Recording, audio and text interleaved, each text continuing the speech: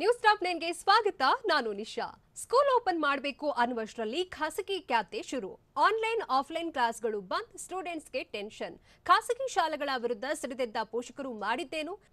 BJP ಜೊತೆ JDS ವಿಲೀನದ ಬಗ್ಗೆ ಸಿಎಂ ಬಿಎಸ್ವೈ ಏಕಾಏಕಿ ರಿಯಾಕ್ಟ್ ಮಾಡಿದ್ದೇಕೆ? ಸುಖಾಸುಮ್ಮಲ್ಲೇ ವಿಲೀನದ ಅಸ್ತ್ರ ಪ್ರಯೋಗಿಸಿದ್ರ ದಳಪತಿಗಳು. ಊಸರವಳ್ಳಿ ಕೊರೋನಾ ಮತ್ತೆ ಭಯ ಹುಟ್ಟಿಸ್ತಿರೋದು ಯಾಕೆ? ನೋಡೋಣ ಬೆಂಗಳೂರು ನ್ಯೂಸ್ ಟಾಪ್ 9 ನಲ್ಲಿ. ಬಿಜೆಪಿ ಮತ್ತು ಜೆಡಿಎಸ್ ವಿಲೀನದ ಬಗ್ಗೆ ವಿಚಾರ ಕಾಳ್ಗಿಚ್ಚಿನಂತೆ ಹಬ್ಬಿದ್ದೇ ತಡ ಬಿಜೆಪಿಗಿಂತ ಮುನ್ನವೇ ಸಿಎಂ ಯಡಿಯೂರಪ್ಪ ಅಲರ್ಟ್ ಆಗಿದ್ದಾರೆ. ವಿಲೀನ ವಿಚಾರ ಪ್ರಸ್ತಾಪವಾಗುತ್ತಲೇ ಬಿಎಸ್ವೈ ಪ್ರತಿಕ್ರಿಯಿಸಿದ್ದು, ವಿಲೀನ ವಿಚಾರ ಶುದ್ಧ ಸುಳ್ಳು ಅಂತ ಹೇಳಿದರು. ಗ್ರಾಮ ಪಂಚಾಯತ್ ಮತ್ತು ಜಿಲ್ಲಾ ಪಂಚಾಯತ್ ಚುನಾವಣೆ ಇರುವುದರಿಂದ ಬಿಎಸ್ವೈ ನಿನ್ನೆಗೆ ಬಿಜೆಪಿ ಜೆಡಿಎಸ್ ವಿಲೀನ ವಿಚಾರವನ್ನ ತಿರಸ್ಕರಿಸಿದ್ದಾರೆ. ವಿಲೀನ ವಿಚಾರ ಗಂಭೀರತೆ ಪಡೆದ್ರೆ ಚುನಾವಣೆಗೆ ಹೊಡೆತ ಬೀಳುತ್ತೆ ಅನ್ನೋದನ್ನ ಅವರು ಮನಗಂಡಿದ್ದಾರೆ. ಬಿಜೆಪಿ ಮತ್ತು ಜೆಡಿಎಸ್ ವಿಲೀನವಾಗುತ್ತದೆ ಎಂಬ ಸಂದೇಶ ನಿಜವಾದರೆ ಎಚ್ಡಿಕೆ ಮತ್ತು ಬಿಎಸ್ವೈ ಹತ್ತಿರವಾಗ್ತಿದ್ದಾರೆ ಅನ್ನೋದು ಸಾಬೀತಾಗಲಿದೆ. ಇದರಿಂದ ಬಿಜೆಪಿ ಕಾರ್ಯಕರ್ತರಲ್ಲಿ ನಕಾರಾತ್ಮಕ ಭಾವನೆ ಮೂಡಬಹುದು. ಹೀಗಾಗಿ ಪಕ್ಷದಲ್ಲಿ ಬಿಎಸ್ವೈ ವಿರುದ್ಧ ಇರುವ ಅಭಿಪ್ರಾಯ ಮತ್ತಷ್ಟು ಬಲವಾಗುವ ಸಾಧ್ಯತೆ ಇರುತ್ತೆ. ಹೀಗಾಗಿ ಪಕ್ಷದಿಂದ ಪ್ರತಿಕ್ರಿಯೆ ಬರುವ ಮುನ್ನವೇ ಬಿಎಸ್ವೈ ಪ್ರತಿಕ್ರಿಯೆ ನೀಡಿದ್ರು. ಒಂದು ವೇಳೆ ವಿಲೀನ ವಿಚಾರವನ್ನು ಪಕ್ಷ ಗಂಭೀರವಾಗಿ ಪರಿಗಣಿಸಿದರೆ ಅದು ತಮ್ಮ ನಾಯಕತ್ವಕ್ಕೆ ಬೀಳುವ ಮೊದಲ ಪೆಟ್ಟು ಅನ್ನೋದು ಬಿಎಸ್ವೈ ಲೆಕ್ಕಾಚಾರವಾಗಿದೆ.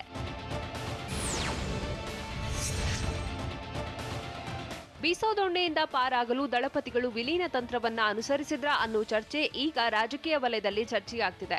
ಬಿಜೆಪಿ ಜೊತೆ ವಿಲೀನದ ಪ್ಲಾನ್ನಿಂದ ಶಾಸಕರನ್ನ ಹಿಡಿದಿಟ್ಟುಕೊಳ್ಳುವ ಯತ್ನ ನಡೆಸಿದ್ದು, ಕಾಂಗ್ರೆಸ್ ಬಿಜೆಪಿಗೆ ಹೋಗೋ ಜೆಡಿಎಸ್ ಶಾಸಕರನ್ನ ತಡೆಯಲು ತಂತ್ರ ನಡೆಸಲಾಗಿದೆಯಂತೆ. ಭವಿಷ್ಯದಲ್ಲಿ ಎರಡೂ ಪಕ್ಷಗಳು ಜೆಡಿಎಸ್ಗೆ ಅನಿವಾರ್ಯವಾಗಿದೆ. ಹೀಗಾಗಿ ಎರಡೂ ಪಕ್ಷಗಳಿಂದ ಸಮಾನ ಅಂತರ ಕಾಯ್ದುಕೊಳ್ಳಲು ಪ್ಲಾನ್ ಮಾಡಿದ್ದಾರೆ ಎನ್ನಲಾಗಿದೆ. ಬಿಜೆಪಿ ಜೊತೆ ಜೆಡಿಎಸ್ ವಿಲೀನ ಕೇವಲ ವದಂತಿ ಮಾತ್ರನ ಅನ್ನೋದು ಕಾಡ್ತಿದೆ. ಯಾಕಂದ್ರೆ ಶಾಸಕರನ್ನ ಹಿಡಿದಿಟ್ಟುಕೊಳ್ಳಲು ದಳಪತಿಗಳಿಂದ ವಿಲೀನ ತಂತ್ರ ರೂಪಿಸಿರಬಹುದು. ಈಗಾಗಲೇ ಬಿಜೆಪಿ ಕಾಂಗ್ರೆಸ್ನತ್ತ ಮುಖ ಮಾಡಿರೋ 10 ರಿಂದ 12 ಶಾಸಕರನ್ನ ಪಕ್ಷದಲ್ಲೇ ಉಳಿಸಿಕೊಳ್ಳುವ ಸಲುವಾಗಿ ಜೆಡಿಎಸ್ ಶಾಸಕರನ್ನು ಹಿಡಿದಿಟ್ಟುಕೊಳ್ಳಲು ಪ್ಲಾನ್ ಮಾಡಲಾಗಿದೆ. ಮತ್ತೊಂದೆಡೆ ಭವಿಷ್ಯದ ರಾಜಕೀಯಕ್ಕೆ ಎರಡೂ ಪಕ್ಷಗಳು ಅನಿವಾರ್ಯವಾಗಲಿವೆ. ಈ ಆಲೋಚನೆಯಲ್ಲೇ ವಿಧಾನ ಪರಿಷತ್ನಲ್ಲಿ ಬಿಜೆಪಿಗೆ ಜೆಡಿಎಸ್ ಬೆಂಬಲ ನೀಡಿದೆ. ಮಹಾಮಾರಿ ಕೊರೋನಾ ಮತ್ತೊಮ್ಮೆ ಬಿಗ್ ಸ್ಟ್ರೋಕ್ ಕೊಡ್ತಿದೆ. ಊಸರವಳ್ಳಿಯಾಗಿ ಹೆಮ್ಮಾರಿ ವೈರಸ್ ಬದಲಾಗ್ತಿದೆ. ವೈರಸ್ ಮ್ಯೂಟೇಷನ್ ಆಗಿ ಸಿಕ್ಕಾಪಟ್ಟೆ ಬಾಧಿಸುತ್ತಿದೆ. ಈಗಾಗಲೇ ಸೆಕೆಂಡ್ ಸ್ಟ್ರೋಕ್ಗೆ ತತ್ತರಿಸಿ ಹೋಗ್ತಿವೆ. WHO ಕೂಡ ವೈರಸ್ ಮ್ಯೂಟೇಷನ್ ಆಗಿದ್ದು ಎಚ್ಚರಿಕೆಯಿಂದ ಇರಿ ಅಂತ ಹೇಳಿದೆ. ಇಂಗ್ಲೆಂಡ್ನಲ್ಲಿ ಮೊದಲ ಅಲೆಗಿಂತಲೂ ಎರಡನೇ ಅಲೆಗೆ ಜೋರಾಗಿ ಅಬ್ಬರಿಸುತ್ತಿದೆ. ಇಂಗ್ಲೆಂಡ್ನಿಂದ ಓಡಾಡುವ ವಿಮಾನಗಳನ್ನ ಈಗಾಗಲೇ ಕೆಲವು ರಾಷ್ಟ್ರಗಳು ನಿಲ್ಲಿಸಿವೆ. ಹೀಗಾಗಿ ಈ ಟೈಮಲ್ಲಿ ಸೆಕೆಂಡ್ ಸ್ಟ್ರೋಕ್ ಅಟ್ಯಾಕ್ ಆದ್ರೆ ಸಾವು ನೋವು ಮತ್ತಷ್ಟು ಹೆಚ್ಚಾಗಲಿದೆ ಅಂತ ತಜ್ಞರು ಹೇಳಿದ್ದಾರೆ. ಎಪಿಎಂಸಿ ಕಾಯ್ದೆ ತಿದ್ದುಪಡಿ ವಿರೋಧಿಸಿ ಬಂದ್ಗೆ ಕರೆ ನೀಡಿದ್ದು ಮಧ್ಯಾಹ್ನ 2 ಗಂಟೆಯವರೆಗೂ ಯಶವಂತಪುರ ಎಪಿಎಂಸಿ ಯಾರ್ಡ್ ಬಂದ್ ಆಗಿದೆ. ಕೂಲಿ ಕಾರ್ಮಿಕರು ಅಮಾಲಿಗಳಿಗೆ ಅಭಿವೃದ್ಧಿ ಪ್ರಾಧಿಕಾರ ಮಾಡುವಂತೆ ಒತ್ತಾಯಿಸಿದ್ದಾರೆ. ಕೂಲಿ ಕಾರ್ಮಿಕರು ಅಮಾಲಿಗಳು ಕೆಲಸ ಸ್ಥಗಿತ ಮಾಡಿ ಪ್ರತಿಭಟನೆ ನಡೆಸಿದರು.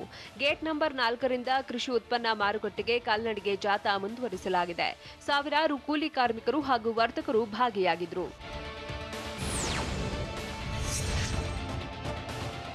ಬಾಲಕಿಗೆ ಅಶ್ಲೀಲ ಆಡಿಯೋ ಕಳಿಸುತ್ತಿದ್ದ ವ್ಯಕ್ತಿ ವಿರುದ್ಧ ದೂರು ನೀಡಲಾಗಿದೆ. ಆನ್ಲೈನ್ ಕ್ಲಾಸ್ ವೇಳೆ ಇನ್ಸ್ಟಾಗ್ರಾಂನಲ್ಲಿ ಖಾತೆ ಓಪನ್ ಮಾಡಿದ್ದ ಬಾಲಕಿಗೆ ವ್ಯಕ್ತಿಯೋರ್ವ ಪರಿಚಯವಾಗಿದ್ದ.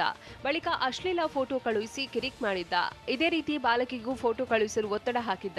ವ್ಯಕ್ತಿ ಕಳಿಸಿದ್ದ ಅಶ್ಲೀಲ ಫೋಟೋವನ್ನ ಬಾಲಕಿ ಡಿಲೀಟ್ ಮಾಡಿದ್ಲು. ಇದಾದ ಬಳಿಕವೂ ನಕಲಿ ಖಾತೆ ಸೃಷ್ಟಿಸಿ ಮತ್ತೆ ಬಾಲಕಿಗೆ ಅಶ್ಲೀಲ ಆಡಿಯೋ ಕಳುಹಿಸಿದ್ದ ಆರೋಪಿ ವಿರುದ್ಧ ಇಮೇಲ್ ಮೂಲಕ ಪೋಷಕರು ದೂರು ನೀಡಿದ್ದಾರೆ. ಠೇವಣಿದಾರರ ಕೋಟ್ಯಾಂತರ ರೂಪಾಯಿ ದುರ್ಬಳಕೆ ಪ್ರಕರಣಕ್ಕೆ ಸಂಬಂಧಿಸಿದಂತೆ ಬಸವನಗುಡಿಯ ನೆಟ್ಕಲಪ್ಪ ಮೈದಾನದಲ್ಲಿ ಪ್ರತಿಭಟನೆ ನಡೆಸಲಾಯಿತು. ಗುರು ರಾಘವೇಂದ್ರ ಸಹಕಾರಿ ಬ್ಯಾಂಕ್ ವಿರುದ್ಧ ಠೇವಣಿದಾರರು ಪ್ರತಿಭಟನೆ ನಡೆಸಿದರು. ಇನ್ನೇನು ಸ್ಕೂಲ್ ಓಪನ್ ಮಾಡಬೇಕು ಅನ್ನುವಷ್ಟರಲ್ಲಿ ಖಾಸಗಿ ಶಾಲೆಗಳಿಂದ ಸರ್ಕಾರದ ವಿರುದ್ಧ ಸಮರ. ಖಾಸಗಿ ಸ್ಕೂಲ್ಗಳ ವಿರುದ್ಧ ಸಿಡಿದೆದ್ದಿದ್ದೇಕೆ ಪೋಷಕರು? ಸರ್ಕಾರಕ್ಕೆ ರುಪ್ಸಾ ಕೊಟ್ಟ ಡೆಡ್ಲೈನ್ ಏನು? ಸುರೇಶ್ ಕುಮಾರ್ಗೆ ಸಿಎಂ ಬಿಎಸ್ವೈ ಕೊಟ್ಟ ಸೂಚನೆಯಾದರೂ ಏನು? ನೋಡೋಣ ಸ್ಕೂಲ್ ಸಮರ ನ್ಯೂಸ್ ಟಾಪ್ 9 ನಲ್ಲಿ. ಶಾಲೆಗಳನ್ನ ಓಪನ್ ಮಾಡುವ ಬಗ್ಗೆ ಖಾಸಗಿ ಶಾಲೆಗಳ ಜೊತೆಗಿನ ಸಮಸ್ಯೆಗಳನ್ನ ಮತ್ತು ಗೊಂದಲಗಳನ್ನ ಶೀಘ್ರವೇ ಬಗೆಹರಿಸಿಕೊಳ್ಳಿ ಅಂತ ಸಿಎಂ ಬಿಎಸ್ ಯಡಿಯೂರಪ್ಪ ಹೇಳಿದ್ದಾರೆ. ಶಿಕ್ಷಣ ಸಚಿವ ಸುರೇಶ್ ಕುಮಾರ್ಗೆ ಸೂಚಿಸಿರುವ ಸಿಎಂ ಬಿಎಸ್ವೈ ಯಾವುದೇ ಪ್ರತಿಭಟನೆಗಳು ನಡೆಯದಂತೆ ನೋಡಿಕೊಳ್ಳಿ. ಖಾಸಗಿ ಶಾಲಾ ಆಡಳಿತ ಮಂಡಳಿ ಪೋಷಕರ ಜೊತೆ ಚರ್ಚಿಸಿ ಹಾಗೂ ಸಮಸ್ಯೆಗೆ ಪರಿಹಾರ ಕಂಡುಕೊಳ್ಳಿ ಎಂದು ಸೂಚಿಸಿದ್ದಾರೆ.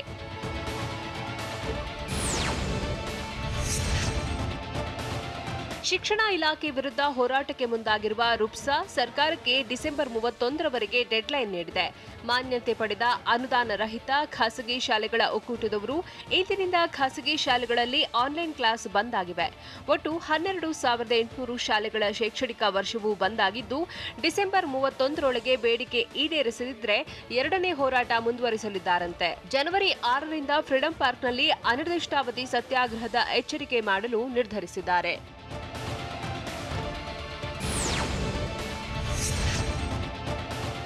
ಮಾನ್ಯತೆ ಪಡೆದ ಅನುದಾನ ರಹಿತ ಖಾಸಗಿ ಶಾಲೆಗಳ ಒಕ್ಕೂಟದವರು ಇಂದಿನಿಂದ 2 ಹಂತದಲ್ಲಿ ಪ್ರತಿಭಟನೆಗೆ ನಿರ್ಧರಿಸಿದ್ದಾರೆ. ಮೊದಲು ಆನ್ಲೈನ್, ಆಫ್ಲೈನ್ ಕ್ಲಾಸ್ ನಿಲ್ಲಿಸುವುದು ಅವರ ಗುರಿಯಾಗಿದ್ದು, ನಂತರ ನ್ಯಾಯಾಲಯದ ಮೊರೆ ಹೋಗಲು ನಿರ್ಧರಿಸಿದ್ದಾರೆ. ಎರಡನೇ ಹಂತದಲ್ಲಿ ಜನವರಿ 6ರಂದು ಧರಣಿಗೆ ನಿರ್ಧಾರ ಮಾಡಿರುವುದಾಗಿ ರುಪ್ಸಾ ರಾಜ್ಯಾಧ್ಯಕ್ಷ ಲೋಕೇಶ್ ತಾಳಿಕೋಟೆ ಹೇಳಿದ್ದಾರೆ. ರುಪ್ಸಾ ಹೋರಾಟಕ್ಕೆ 12,800 ಶಾಲೆಗಳು ಸಾಥ್ ನೀಡಿದ್ದು, ಇದರಿಂದ ಒಟ್ಟು 40 ಲಕ್ಷ ವಿದ್ಯಾರ್ಥಿಗಳಿಗೆ ಸಮಸ್ಯೆ ಉಂಟಾಗಲಿದೆ.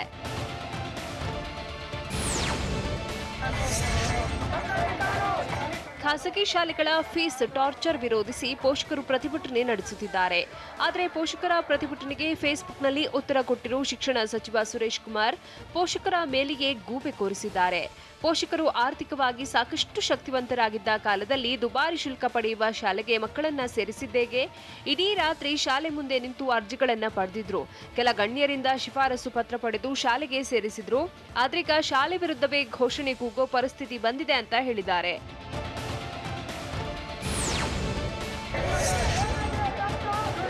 ವಿದ್ಯಾರ್ಥಿಗಳ ಶಾಲಾ ಫೀಸ್ ಹೆಚ್ಚಳದ ಬಗ್ಗೆ ಪೋಷಕರೊಂದಿಗೆ ಶಿಕ್ಷಣ ಸಂಸ್ಥೆಗಳು ಚರ್ಚೆ ಮಾಡಬೇಕು ಅಂತ ಶಿಕ್ಷಣ ಸಚಿವ ಸುರೇಶ್ ಕುಮಾರ್ ಹೇಳಿದ್ದಾರೆ.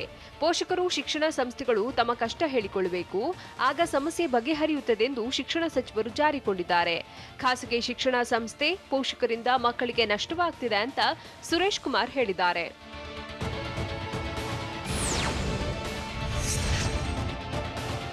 ಇಂದಿನಿಂದ ಆನ್ಲೈನ್ ಮತ್ತು ಆಫ್ಲೈನ್ ಕ್ಲಾಸ್ಗಳು ಬಂದ್ ಆಗಿರುವುದರಿಂದ ಪೋಷಕರಿಗೆ ಟೆನ್ಷನ್ ಶುರುವಾಗಿದೆ. ಪರೀಕ್ಷೆ ಹತ್ತಿರ ಬರ್ತಿರುವಾಗಲೇ ಮಕ್ಕಳ ಭವಿಷ್ಯದ ಬಗ್ಗೆ ಸರ್ಕಾರ ಯೋಚಿಸಬೇಕು. ಆನ್ಲೈನ್ ಕ್ಲಾಸ್ ಇರೋಲ್ಲ ಅಂತ ಮೆಸೇಜ್ ಬಂದಿದೆ. ಖಾಸಗಿ ಶಾಲೆಗಳ ಬೇಡಿಕೆ ಏನಿದೆಯೋ ಅದನ್ನ ಬಗೆಹರಿಸಿ, ಇಲ್ಲದಿದ್ರೆ ಸುಮ್ಮನೆ ಪೋಷಕರಿಗೆ ಯಾಕೆ ತೊಂದರೆ ಕೊಡ್ತೀರಾ ಅಂತ ಸರ್ಕಾರ ಮತ್ತು ಶಿಕ್ಷಣ ಇಲಾಖೆ ವಿರುದ್ಧ ಪೋಷಕರು ಕೆಂಡಾಮಂಡಲರಾಗಿದ್ದಾರೆ.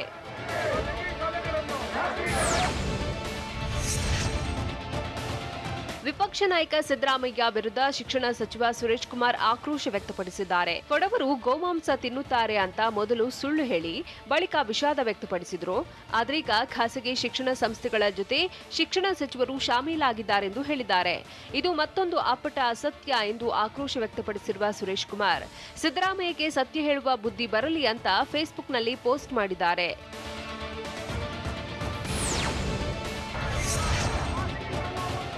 ಶಿಕ್ಷಣ ಸಚಿವ ಸುರೇಶ್ ಕುಮಾರ್ ಮನೆಗೆ ಮುತ್ತಿಗೆಗೆ ಪ್ಲಾನ್ ಮಾಡಿದ ಪೋಷಕರು ಸದ್ಯ ಸಚಿವರ ಮನೆಗೆ ಮುತ್ತಿಗೆ ಹಾಕುವುದನ್ನು ಕ್ಯಾನ್ಸಲ್ ಮಾಡಿದ್ದಾರೆ. ಖಾಸಗಿ ಶಾಲೆಗಳ ಫೀಸ್ ಟಾರ್ಚರ್ ವಿರೋಧಿಸಿ ಪೋಷಕರು ಪ್ರತಿಭಟನೆ ನಡೆಸುತ್ತಿದ್ದು, ನಿನ್ನೆ ಮೈಸೂರು ಬ್ಯಾಂಕ್ ಸರ್ಕಲ್ನಲ್ಲಿ ಪ್ರತಿಭಟನೆ ನಡೆದಿದ್ದು, ತಮ್ಮ ಬೇಡಿಕೆಗೆ ಸ್ಪಂದಿಸಲು ಪೋಷಕರು ಸಚಿವರಿಗೆ 1 ವಾರ ಸಮಯ ನೀಡಿದ್ದು, ಸ್ಪಂದಿಸದಿದ್ದರೆ ಸಚಿವರ ಮನೆಗೆ ಮುತ್ತಿಗೆ ಹಾಕುವುದಕ್ಕೆ ಚಿಂತನೆ ನಡೆಸಿದ್ದಾರೆ.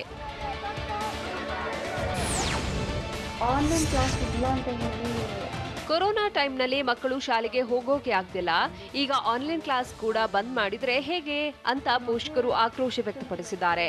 ಎಲ್ಲಾ ರೀತಿಯ ಶಿಕ್ಷಣವನ್ನು ಬಂದ್ ಮಾಡಿದ್ರೆ ಮಕ್ಕಳ ಭವಿಷ್ಯ ಏನಾಗಬೇಕು ಅಂತ ಪೋಷಕರು ಪ್ರಶ್ನೆ ಮಾಡಿದ್ದಾರೆ. ಸರ್ಕಾರ ಹಾಗೂ ಶಿಕ್ಷಣ ಇಲಾಖೆ ವಿರುದ್ಧ ಪೋಷಕರು ಕಿಡಿಕಾರಿದ್ದಾರೆ.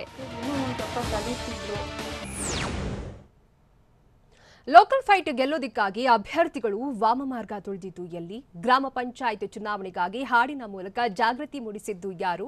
ಶ್ರೀಗಂಧ ಬೆಳೆದ ಬೆಳೆಗಾರ ನಾಪತ್ತೆಯಾಗಿ ಮತ್ತೆ ಪ್ರತ್ಯಕ್ಷವಾಗಿದ್ದು ಎಲ್ಲಿ? ಎಪಿಎಂಸಿ ಮಾರ್ಕೆಟ್ ಬಂದ್ ಮಾಡಲು ನಿರ್ಧರಿಸಿದ್ದು ಯಾಕೆ? ನೋಡೋಣ ದಕ್ಷಿಣ ಕರ್ನಾಟಕ ನ್ಯೂಸ್ ಟಾಪ್ 9ನಲ್ಲಿ. ಹಾಸನ ಜಿಲ್ಲೆ ಅರಕಲಗೂಡು ತಾಲೂಕಿನ ಹೊಲ್ಲಂಗಾಲ ಗ್ರಾಮದಲ್ಲೂ ಕಿಡಿಗೇಡಿಗಳು ವಾಮಾಚಾರ ಮಾಡಿದ್ದಾರೆ. ಮತಗಟ್ಟೆ ಸುತ್ತ ನಿಂಬೆಹಣ್ಣು, ಮಡಿಕೆ ಹೂತು ಅಭ್ಯರ್ಥಿಗಳು ಗೆಲುವಿಗೆ ಕಸರತ್ತು ನಡೆಸಿದ್ದಾರೆ ಅಂತ ಸ್ಥಳೀಯರು ಮಾತನಾಡಿಕೊಳ್ಳುತ್ತಿದ್ದಾರೆ. ಅಲ್ಲದೆ ರೊಚ್ಚಿಗೆದ್ದ ಕೆಲ ಗ್ರಾಮಸ್ಥರು ಪ್ರತಿಭಟನೆ ನಡೆಸಿದ್ದಾರೆ. ಕೆಲ ಮಹಿಳೆಯರು ಕೂಡ ಗರಂ ಆಗಿದ್ದು ಕಿಡಿಗೇಡಿಗಳ ವಿರುದ್ಧ ಕ್ರಮ ಕೈಗೊಳ್ಳುವಂತೆ ಪೊಲೀಸರನ್ನ ಆಗ್ರಹಿಸಿದ್ದಾರೆ.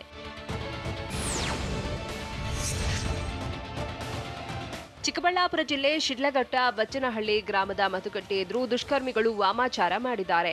ಮತಗಟ್ಟೆ ಪ್ರವೇಶ ದ್ವಾರ ಮತ್ತು ಸ್ಕೂಲ್ ಸುತ್ತ ನಿಂಬೆಹಣ್ಣು, ಅಕ್ಷತೆ, ತಾಯ್ತಬಿಟ್ಟು ಪೂಜೆ ನೆರವೇರಿಸಿದ್ದಾರೆ.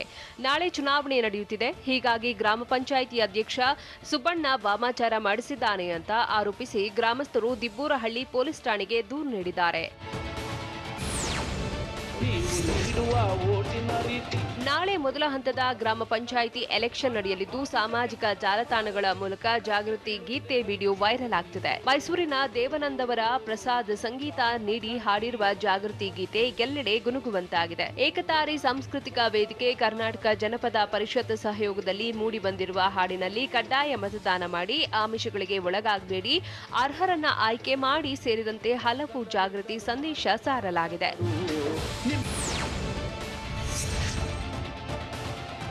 ಚಿಕ್ಕಮಗಳೂರು ಜಿಲ್ಲೆ ತರೀಕೆರೆಯಲ್ಲಿ ಡೆತ್ ವಿಡಿಯೋ ಜೊತೆಗೆ ವಿಶ್ವಕುಮಾರ್ ಎಂಬಾತ ಡೆತ್ ನೋಟ್ ಬರೆದಿಟ್ಟಿದ್ದು ಕುಟುಂಬಸ್ಥರನ್ನ ಆತಂಕಕ್ಕೆ ದೂಡಿದೆ. ರೈತರು ಬೆಳೆದ ಶ್ರೀಗಂಧ ಮರಗಳನ್ನ ರಾಷ್ಟ್ರೀಯ ಹೆದ್ದಾರಿಗಾಗಿ ಕಡಿಯಲಾಗ್ತಿದೆ. ಪರಿಹಾರ ನೀಡಿ ಹೈಕೋರ್ಟ್ ಸೂಚಿಸಿದ್ರೂ ರಾಷ್ಟ್ರೀಯ ಹೆದ್ದಾರಿ ಪ್ರಾಧಿಕಾರ ನಿರ್ಲಕ್ಷ್ಯ ವಹಿಸಿದೆ. ಪರಿಹಾರಕ್ಕೆ ಸಂತ್ರಸ್ತರು ಅಲೆದು ಸುಸ್ತಾಗಿದ್ದಾರೆ.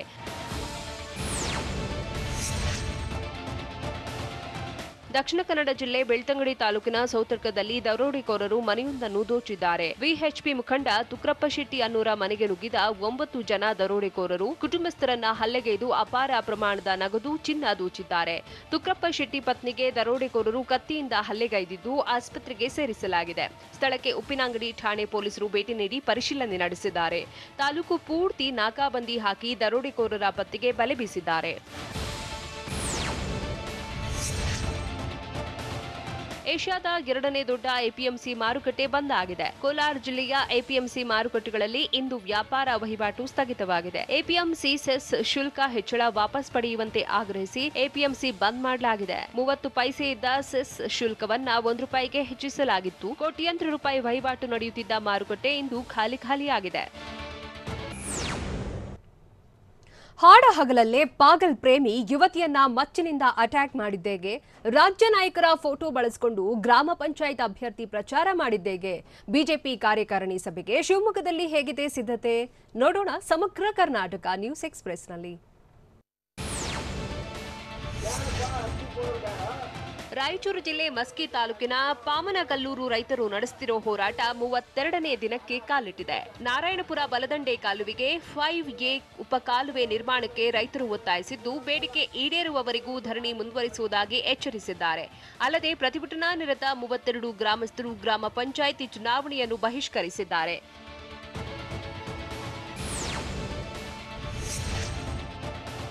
ಬಳ್ಳಾರಿ ಜಿಲ್ಲೆ ಹರಪನಹಳ್ಳಿ ತಾಲೂಕಿನ ಮೈದೂರಲ್ಲಿ ಕೆಲ ಅಭ್ಯರ್ಥಿಗಳು ಬಿಜೆಪಿ ನಾಯಕರ ಫೋಟೋ ಬಳಸಿ ನೀತಿ ಸಂಹಿತೆ ಉಲ್ಲಂಘಿಸಿದ್ದಾರೆ.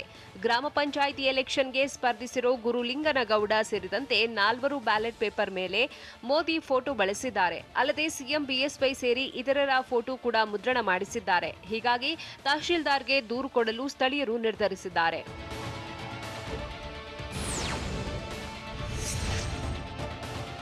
ಯೋಗೇಶ್ ಗೌಡ ಹತ್ಯೆ ಪ್ರಕರಣದಲ್ಲಿ ಸಿಲುಕಿರೋ ವಿನಯ್ ಕುಲಕರ್ಣಿ ನ್ಯಾಯಾಂಗ ಬಂಧನ ಅವಧಿ ಇಂದಿಗೆ ಪೂರ್ಣವಾಗಲಿದೆ. ಹೀಗಾಗಿ ಧಾರವಾಡದ ಸಿಬಿಐ ವಿಶೇಷ ನ್ಯಾಯಾಲಯದಲ್ಲಿ ವಿಚಾರಣೆ ನಡೆಯಲಿದೆ. ಬೆಳಗಾವಿಯ ಹಿಂಡಲಗ ಜೈಲಿನಲ್ಲಿರುವ ವಿನಯ್ ಅಲ್ಲಿಂದಲೇ ವಿಡಿಯೋ ಕಾನ್ಫರೆನ್ಸ್ ಮೂಲಕ ವಿಚಾರಣೆಗೆ ಹಾಜರಾಗಲಿದ್ದಾರೆ.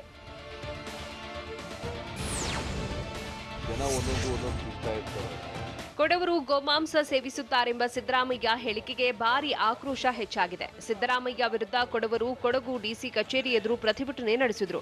ಜಿಲ್ಲೆಯ ವಿವಿಧೆಡೆಯಿಂದ ಆಗಮಿಸಿದ ಸಮುದಾಯದ ಸದಸ್ಯರು ಸಿದ್ದರಾಮಯ್ಯ ವಿರುದ್ಧ ಪಕ್ಷಾತೀತ ಪ್ರತಿಭಟನೆ ನಡೆಸಿದರು. ಸಿದ್ದರಾಮಯ್ಯ ಬಹಿರಂಗವಾಗಿ ಕ್ಷಮೆಯಾಚಿಸಬೇಕು, ಸಿದ್ದರಾಮಯ್ಯಗೆ ಪ್ರತಿಭಟನಾಕಾರರು ಆಗ್ರಹಿಸಿದ್ದಾರೆ. ವಿವಿಧ ಕೊಡವ ಸಮಾಜ ಪ್ರತಿನಿಧಿಗಳು ಭಾಗಿಯಾಗಿದ್ದರು.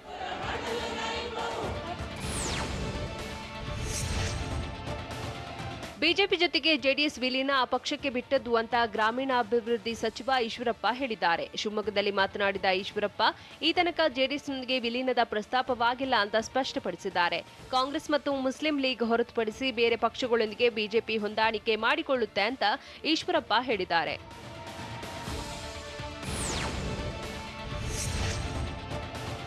ಶಿವಮೊಗ್ಗದಲ್ಲಿ ಜನವರಿ 2 ಮತ್ತು 3ರಂದು ರಾಜ್ಯ ಕಾರ್ಯಕಾರಿಣಿ ಸಭೆ ನಡೆಯಲಿದೆ. ಹೀಗಾಗಿ ಶಿವಮೊಗ್ಗ ರವೀಂದ್ರನಗರದ ಗಣಪತಿ ದೇವಸ್ಥಾನದಲ್ಲಿ ಸಂಸದ ಬಿವೈ ರಾಘವೇಂದ್ರ ಮತ್ತು ಸಚಿವ ಈಶ್ವರಪ್ಪರಿಂದ ವಿಶೇಷ ಪೂಜೆ ನಡೆಸಲಾಯಿತು. ರಾಜ್ಯ ವಿಶೇಷ ಸಭೆಯ ಪೂರ್ವ ಸಿದ್ಧತಾ ಕಾರ್ಯಾಲಯ ಉದ್ಘಾಟನೆಯಾಗಲಿದ್ದು, ಶಿವಮೊಗ್ಗ ಜಿಲ್ಲಾ ಬಿಜೆಪಿ ಕಚೇರಿಯಲ್ಲಿ ಉದ್ಘಾಟನೆ ಕಾರ್ಯಕ್ರಮ ನಡೆದಿದೆ.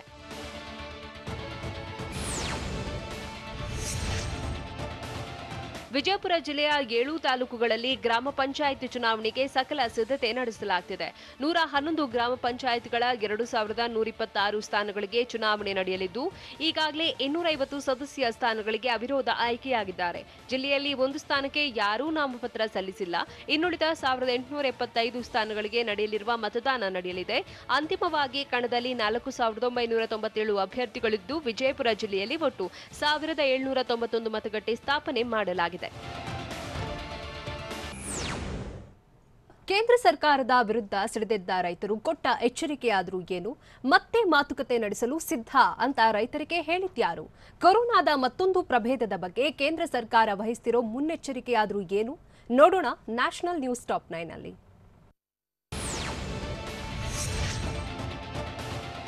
ಕೃಷಿ ತಿದ್ದುಪಡಿ ಕಾಯ್ದೆ ವಿರೋಧಿಸಿ ದೇಶದಾದ್ಯಂತ ಅನ್ನದಾತರ ಆಕ್ರೋಶ ಹೆಚ್ಚಾಗಿದ್ದು, ಹೋರಾಟ ಇನ್ನೂ ಮುಂದುವರಿಯುತ್ತಲೇ ಇದೆ. ದೆಹಲಿ ಗಡಿಯಲ್ಲಿ ಅನ್ನದಾತರ ಹೋರಾಟ ಮತ್ತಷ್ಟು ಸ್ಫೋಟಗೊಳ್ಳುತ್ತಲೇ ಇದ್ದು, ನೇಗಿಲ ಯೋಗಿಗಳ ಪ್ರತಿಭಟನೆ 26ನೇ ದಿನಕ್ಕೆ ಕಾಲಿಟ್ಟಿದೆ.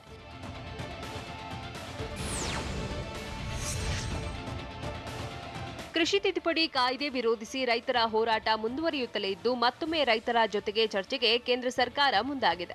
ರೈತ ಸಂಘಟನೆಗಳಿಗೆ ಪತ್ರ ಬರೆದಿರುವ ಕೃಷಿ ಸಚಿವಾಲಯದ ಜಂಟಿ ಕಾರ್ಯದರ್ಶಿ ವಿವೇಕ್ ಅಗರ್ವಾಲ್, ರೈತ ಪ್ರತಿನಿಧಿಗಳು ಸರ್ಕಾರದ ಮಧ್ಯೆ 5 ಸಭೆಗಳು ನಡೆದಿದ್ದು, ರೈತ ಸಂಘಟನೆಗಳ ಜೊತೆ ಅಮಿತ್ ಶಾ ಸಹ ಚರ್ಚೆ ನಡೆಸಿದ್ರು. ಇದುವರೆಗೆ ನಡೆದ ಒಟ್ಟು 6 ಸಭೆಗಳು ವಿಫಲವಾಗಿವೆ.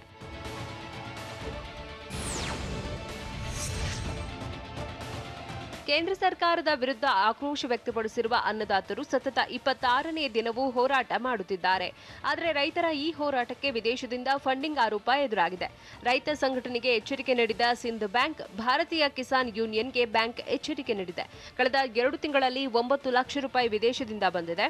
ಹೀಗಾಗಿ ಇದರ ಸಂಪೂರ್ಣ ವಿವರ ನೀಡುವಂತೆ ವಿದೇಶಗಳಲ್ಲೂ ಸಿಖ್ ಸಮುದಾಯದ ಸಂಘಟನೆಗಳಿವೆ. ಸಮುದಾಯದ ಜನ ಹಣ ನೀಡಿದ್ದಾರೆ ಅಂತ ರೈತ ಸಂಘಟನೆ ಹೇಳಿದೆ.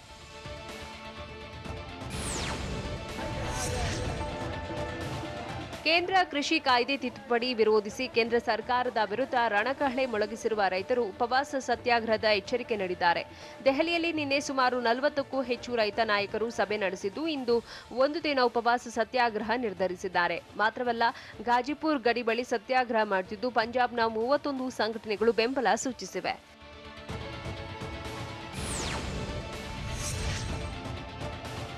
ಕರ್ನಾಟಕ ಸಿಎಂ ಬಿಎಸ್ ಯಡಿಯೂರಪ್ಪ ನಾಯಕತ್ವ ಬದಲಾವಣೆ ಇಲ್ಲ ಅಂತ ರಾಜ್ಯ ಬಿಜೆಪಿ ಉಸ್ತುವಾರಿ ಅರುಣ್ ಸಿಂಗ್ ಹೇಳಿದ್ದಾರೆ. ಟಿವಿ9 ಜೊತೆ ಮಾತನಾಡಿದ ಅರುಣ್ ಸಿಂಗ್, ಯಡಿಯೂರಪ್ಪ ಬದಲಾವಣೆ ಬಗ್ಗೆ ಇದುವರೆಗೆ ಯಾವುದೇ ಚರ್ಚೆ ನಡೆದಿಲ್ಲ. ಯಡಿಯೂರಪ್ಪ ಬದಲಾವಣೆ ಬಗ್ಗೆ ಹೈಕಮಾಂಡ್ ಯಾವತ್ತೂ ಯೋಚನೆ ಮಾಡಿಲ್ಲ. ಯಡಿಯೂರಪ್ಪ ಮಾಸ್ ಲೀಡರ್, ಹಿರಿಯ ಕಾರ್ಯಕರ್ತ, ಉತ್ತಮ ಯೋಜನೆಗಳನ್ನು ರಾಜ್ಯಕ್ಕೆ ನೀಡಿದ್ದಾರೆ. ಜನಮಾನಸದಲ್ಲಿ ಯಡಿಯೂರಪ್ಪ ಇದ್ದಾರೆ. ಭಾಗ್ಯಲಕ್ಷ್ಮಿ ಅಂತ ಯೋಜನೆಗಳನ್ನು ನೀಡಿದ್ದಾರೆ ಅಂತ ಹೇಳಿದರು.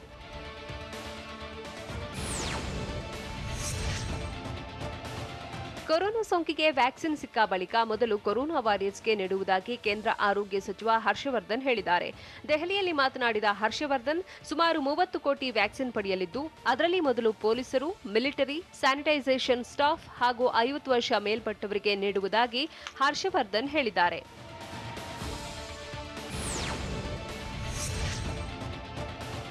ಬ್ರಿಟನ್ನಲ್ಲಿ ಹೊಸ ಪ್ರಭೇದದ ಕೊರೋನಾ ಆರ್ಭಟ ಶುರು ಮಾಡಿದೆ. ಭಾರತದಲ್ಲಿ ಮುಂಜಾಗ್ರತಾ ಕ್ರಮ ಕೈಗೊಳ್ಳಲು ಇಂದು ನಡೆಯಲಿದೆ. ಕೇಂದ್ರ ಆರೋಗ್ಯ ಇಲಾಖೆಯಿಂದ ಇಂದು ತುರ್ತು ಸಭೆ ನಡೆಸಿದ್ದು, ಡಾಕ್ಟರ್ ರೊಡೆರಿಕೋ ಹೆಚ್ ಒಫ್ರಿನ್ ಕೂಡ ಸಭೆಯಲ್ಲಿ ಭಾಗಿಯಾಗ್ತಿದ್ದಾರೆ. ಡಬ್ಲ್ಯೂಎಚ್ಒನ ಭಾರತದ ಪ್ರತಿನಿಧಿಯಾಗಿರುವ ಡಾಕ್ಟರ್ ರೊಡೆರಿಕೋ ಹೆಚ್ ಒಫ್ರಿನ್ ಹೊಸ ಪ್ರಭೇದದ ಕೋವಿಡ್ ಪ್ರವೇಶಿಸದಂತೆ ತಡೆಗೆ ಕ್ರಮ ಕೈಗೊಳ್ಳುವ ಬಗ್ಗೆ ಹಾಗೂ ಕೊರೋನಾ ಹೊಸ ಪ್ರಭೇದ ಭಾರತವನ್ನ ಪ್ರವೇಶಿಸದಂತೆ ತಡೆಯುವ ಬಗ್ಗೆ ಸಮಾಲೋಚನೆ ನಡೆಸಲಾಗುತ್ತಿದೆ.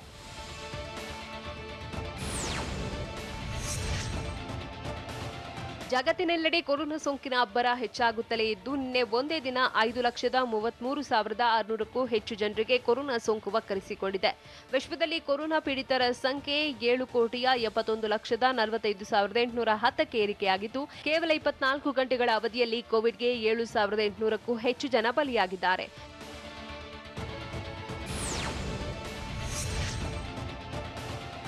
ವಿಶ್ವದ ದೊಡ್ಡಣ್ಣ ಅಮೆರಿಕದಲ್ಲಿ ಕೊರೋನಾ ವೈರಸ್ ಆರ್ಭಟ ಜೋರಾಗಿದ್ದು ಸೋಂಕಿತರ ಸಂಖ್ಯೆ ಏರಿಕೆಯಾಗುತ್ತಲೇ ಇದೆ. ಅಮೆರಿಕದಲ್ಲಿ ನಿನ್ನೆ ಒಂದೇ ದಿನ 1,75,300ಕ್ಕೂ ಹೆಚ್ಚು ಜನರಿಗೆ ಕೊರೋನಾ ಸೋಂಕು ಕಾಣಿಸಿಕೊಂಡಿದೆ. ಅಮೆರಿಕದಲ್ಲಿ ಸೋಂಕಿತರ ಸಂಖ್ಯೆ 1,82,59,684ಕ್ಕೆ ಏರಿಕೆಯಾಗಿದ್ದು ನಿನ್ನೆ ಒಂದೇ ದಿನ ಕೊರೋನಾಗೆ 1,300ಕ್ಕೂ ಹೆಚ್ಚು ಜನರು ಬಲಿಯಾಗಿದ್ದಾರೆ. ಅಮೆರಿಕದಲ್ಲಿ ಈವರೆಗೆ ಕೊರೋನಾಗೆ 3,24,844 ಜನ ಪ್ರಾಣ ಕಳೆದುಕೊಂಡಿದ್ದಾರೆ. ಇದು ಇವತ್ತಿನ ನ್ಯೂಸ್ ಟಾಪ್ 9. ನಿರಂತರ ಸುದ್ದಿಗಾಗಿ ನೋಡ್ತಾ ಇರಿ TV9.